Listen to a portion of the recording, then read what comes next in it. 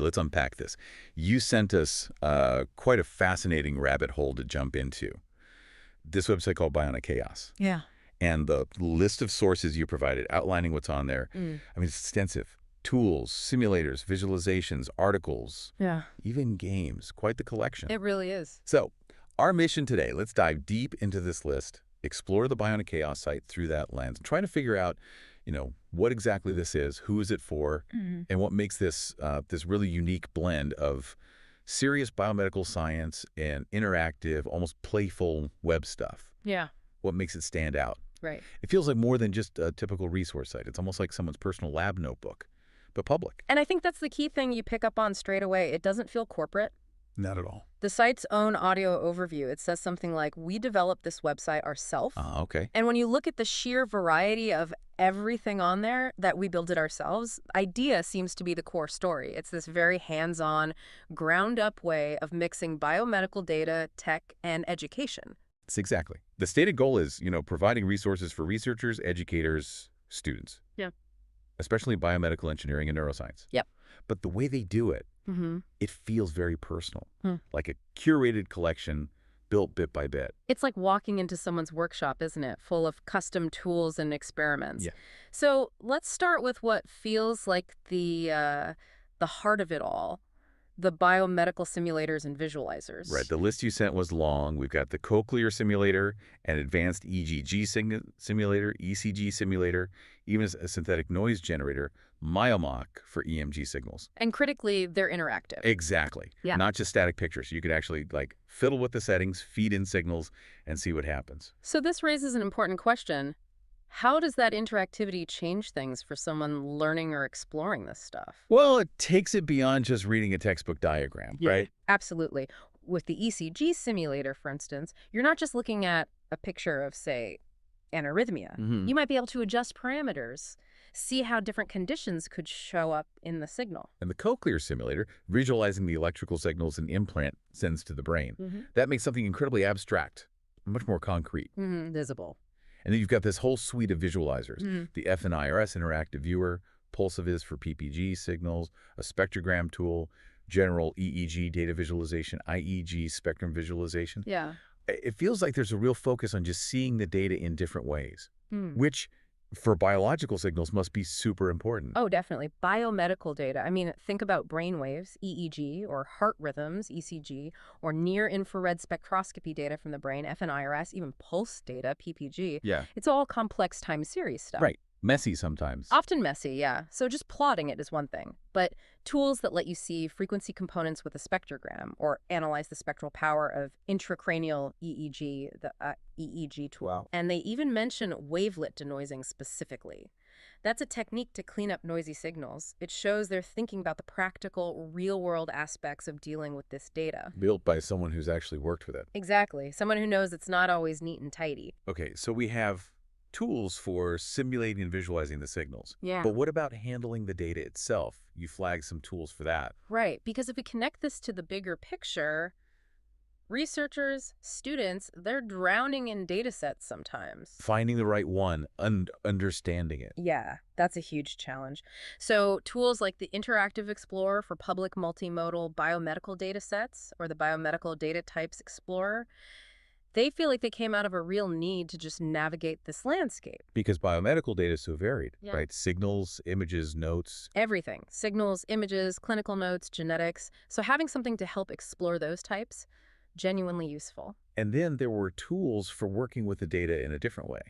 Extracting info from documents. PagerViz and the PDF extractor. Yeah, think about that. Anyone wading through research papers, especially students. Oh, yeah. Tools that might help pull out key info or visualize connections, that could be a massive time saver. It really feeds back into that we developed this ourself ideal. Like someone needed it, so they built it. Probably. Addressing the practical headaches of research work with code. Okay, so it's not just interactive tools. You also pointed out sections with, let's say, more traditional content, case studies, articles. There's that SEER medical case study described pretty dramatically too, the rise and fall, catastrophic path to recovery. Right. And something called the forecast trap, looking critically at seizure prediction. Plus, articles on the stent road, ethics of neural implants, AI and brain-computer interfaces, the limits and potential of EEG, even 100 years of EEG. And what's fascinating here is they include this critical and historical stuff. Yeah, why do you think? Well, it suggests the creators aren't just focused on the how of building the tech, but also the why and, the consequences. The bigger picture. Exactly. Discussing a medical device recall, analyzing the real challenges of seizure prediction, which is still incredibly hard despite tons of research, Right. and digging into the ethics of neural implants, or AI, in BCIs.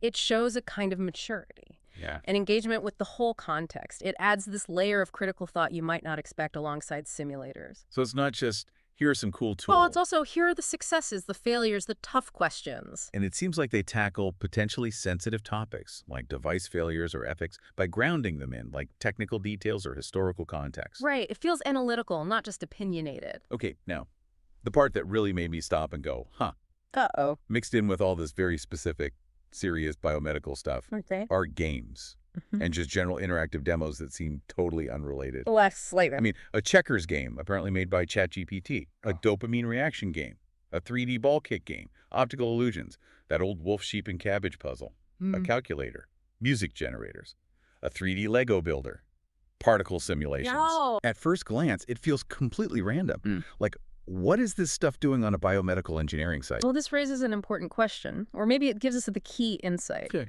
While they seem disconnected from, say, neuroscience data, these unexpected bits strongly reinforce that we developed this website, our self-identity. How so? They're basically a showcase, a technical portfolio. They demonstrate the underlying skills that were used to build the entire site, biomedical parts included. Oh. Look closer, you see demos using WebGL for fancy graphics like Boyd's flocking thing or the Mandelbrot set. You see 3.js and Canonese for 3D physics, that Lego builder, the ball game, SVG for animations, the web audio API for the music stuff, OpenCV for computer vision, TensorFlow.js for machine learning. Right, so they aren't just random fun things, though they are kind of fun to click on. Chuckles. Yeah. They're actually demos of the web dev skills, the graphics programming, the physics engines, audio processing, computer vision, machine learning, all the stuff you'd need to build those complex simulators and visualizers we talked about earlier. Precisely. Yeah. It underscores the technical foundation. Someone built that ECG simulator. Well, that needs skills in data viz, maybe real-time browser plotting. Someone built a 3D Lego thing. That means mastering 3D libraries in physics. It's the same skill set. Applied to different problems, sometimes lighter ones, it basically shouts, we can build anything interactive on the web. It makes the site feel like a public engineering notebook. It definitely adds personality. It shows the creators aren't just stuck in one narrow science niche. They're curious. They enjoy building things. Yeah. Even some of the educational tools, like the Datasaurus Dozen visualization, uses a fun example, right? These data sets look totally different, but have the same basic stats. It uses that fun approach to teach a really serious lesson about why you need to visualize data. It kind of perfectly blends the fun, the tech skill, and the educational goal. Couldn't agree more.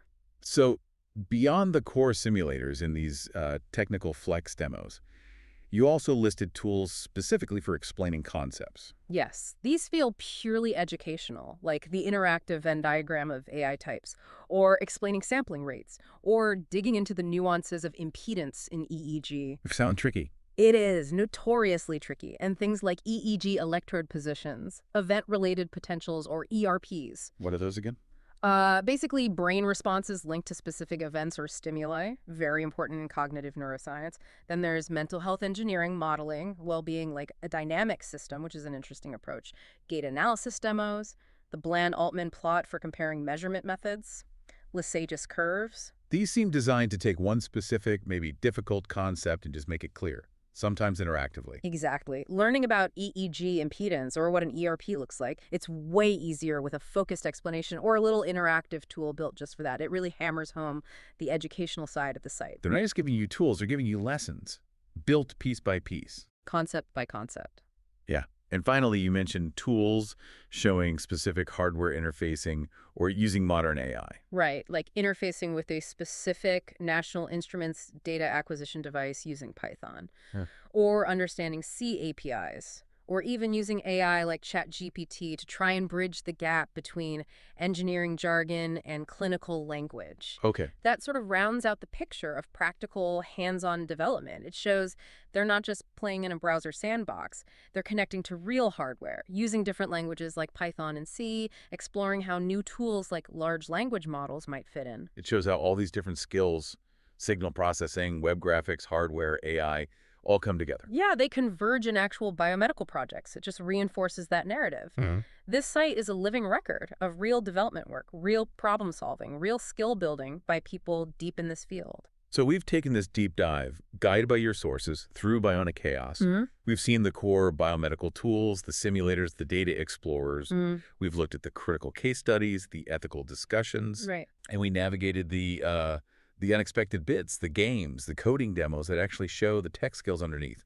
It's clearly built with this strong, hands-on, interactive, diverse philosophy. And what's fascinating, really, is how this whole collection, coming from that we developed this website ourselves, spirit, manages to offer such a wide and, frankly, useful set of resources. Yeah.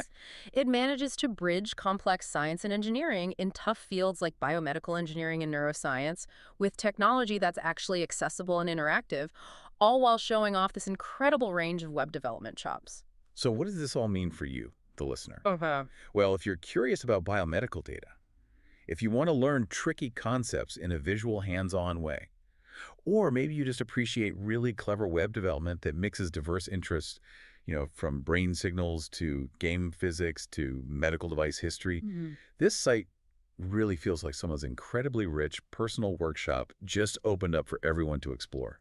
And it makes you ask, in a world full of polished, big-budget platforms, often very narrowly focused, what's the unique value of something like Bionic Chaos? Yeah. Something that feels so personally curated, built from scratch, piece by piece, and shares everything from advanced signal analysis to, well, Legos and puzzles. It has this distinct character, this passion you just don't That's find true. everywhere. So maybe the final thought for you to ponder is, how does seeing this kind of diverse, self-made collection spanning serious science, deep critique, and technical skill shown off in playful ways, how does that change your perspective on what's possible, especially at that intersection between specialized knowledge and just, standard web technology? It's a powerful reminder, isn't it, that amazing resources can come from individual curiosity, passion, and just the willingness to build things and share them.